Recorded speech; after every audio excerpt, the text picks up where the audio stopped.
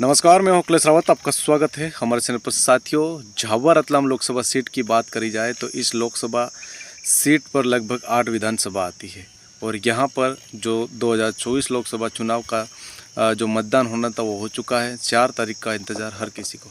लेकिन हम उससे पहले, जब मतदान नहीं हुआ उससे पहले यहाँ पर किन किन नेताओं का दौरा हुआ था, भाजपा, कांग्रेस और भारत आदिवासी पार्टी की ओर से किन किन नेताओं का यहाँ पर दौरा हुआ और इन 8 विधानसभाओं में उनके दौरे से क्या प्रभाव पड़ सकता है। तो हम बात सर्वप्रथम करते हैं भारतीय जनता पार्टी की। तो भारतीय जनता पार्टी के यहाँ पर जो स्टार प्रचारक के तौर पे पहुँचे थे डॉक्टर मोहन यादव, जो कि मुख्यमंत्री, उनकी सभा एक झाबुआ में एक सभा, बहुत बड़ी सभा हुई और इसके बाद में एक रतलाम जो ज़िले में, वहाँ जो क्षेत्र रतलाम ज़िले की जो विधानसभा है वहाँ पर उनका एक बहुत बड़ा उनकी सभा हुई। इसके बाद में एक थांदला विधानसभा में उनका रोड शो हुआ और पूर्व मुख्यमंत्री शिवराज सिंह चौहान भी रतलाम पहुँचे। उनकी भी सभा हुई। उनकी सभा में कई लोग भी वहाँ पर पहुँचे और साथ ही साथ में भारतीय जनता पार्टी के तीनों मंत्री, यानी कि वन मंत्री नागर सिंह चौहान, निर्मला भूरिया जो कि झाबुआ से जो मंत्री है, इस ज़िले से जो पेटलावद विधायक है, और साथ में चेतन कच्छप जो कि मंत्री है, इन तीनों मंत्रियों ने यहाँ पर मोर्चा संभाला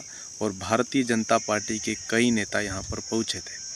तो ये देखा जा रहा है कि इन नेताओं ने जो कमान संभाली, लेकिन बड़े लीडर यानी कि जो केंद्र सरकार के नेता यहाँ पर नहीं पहुँचे। लेकिन फिर भी मध्य प्रदेश सरकार के जो मुख्यमंत्री, जो मंत्री है, इन्होंने यह मोर्चा संभाला। और कांग्रेस की तरफ से देखा जाता है तो कांग्रेस की तरफ से खुद राहुल गांधी, जिसे रतलाम, झाबुआ, अलीराजपुर की इस लोकसभा सीट में जोबट में एक बहुत बड़ी जनसभा को संबोधित करते हैं।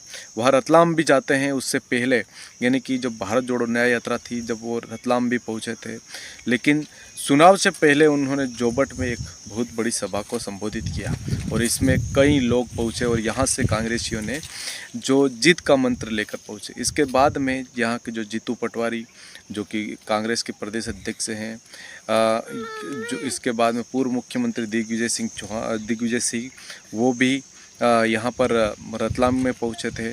और इसके बाद में यहाँ पर जो विवेक तनखा, जो राज्यसभा सांसद है, नेता प्रतिपक्ष उमंग सिंगार, इन नेताओं ने यह मोर्चा संभाला। तो कांग्रेस भी यह देख रही है कि कहीं ना कहीं इस रतलाम लोकसभा सीट को जीता जाए। कांग्रेस और भाजपा यहाँ पर कड़ी टक्कर है, ने कांटे की टक्कर, चाहे विधानसभा चुनाव हो चाहे लोकसभा चुनाव हो। विधानसभा में कांग्रेस के पास 3 विधायक है और भाजपा के पास 4 विधायक है। अब भारत आदिवासी पार्टी की बात करी जाए तो भारत आदिवासी पार्टी की ओर से स्टार प्रचारक के तौर पे थे कमलेश्वर डोडिया, जो कि सेलाना विधायक है, सेलाना विधानसभा की जो विधायक है। इसके बाद में राजकुमार रोध, वो भी रतलाम के बाजना में पहुँचे थे, जो कि बांसवाड़ा से प्रत्याशी है। और इसके बाद में यहाँ पर कांति रोध, मांगीलाल नीनामा, ऐसे तमाम इनके जो लीडर थे जो भारत आदिवासी पार्टी के, इन्होंने यहाँ पर रतलाम हो चाहे पेटलावद हो चाहे थांदला हो, कहीं भी इन्होंने आकर बहुत बड़ा जो प्रचार है, जो कैंपेनिंग करी गई। तो कई निर्दलीय प्रत्याशियों ने भी यहाँ पर, उनका भी प्रचार हुआ। लेकिन ख़ास तौर पर भाजपा, कांग्रेस और भारत आदिवासी पार्टी की जो टक्कर देखने को मिल रही है, तो यहाँ पर जो कड़ा मुकाबला सामने आ रहा है, तो भाजपा की ओर से बड़े केंद्रीय लीडर यहाँ पर नहीं पहुँचे। प्रधानमंत्री मोदी ने यहाँ पर इस रतलाम, झाबुआ और अलीराज 3 जिलों में कहीं सभा नहीं करी इस बार लोकसभा में।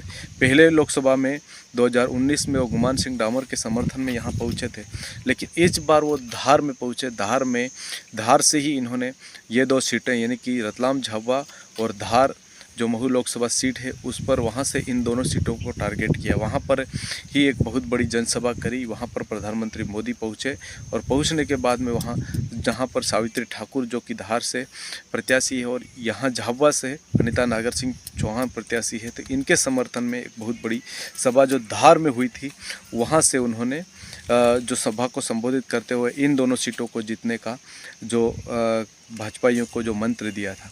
लेकिन कांग्रेस अभी जो कांतिलाल भूरिया जो कह रहे हैं कि हम यहाँ से जीत रहे हैं, भाजपा कह रही जीत रहे हैं, भारत आदिवासी पार्टी कह रही जीत रहे हैं, लेकिन अब इन नेताओं के आने से यहाँ पर कितना प्रभाव पड़ता है ये तो 4 जून के बाद ही पता चलेगा। 4 जून को आखिरी परिणाम आना है और वही उसी दिन पता चलेगा कि यहाँ से कौन जीत रहा है। धन्यवाद। आपको हमारा वीडियो कैसा लगा कमेंट बॉक्स में अपनी राय अवश्य बताएं। इस चैनल को सब्सक्राइब अवश्य करें।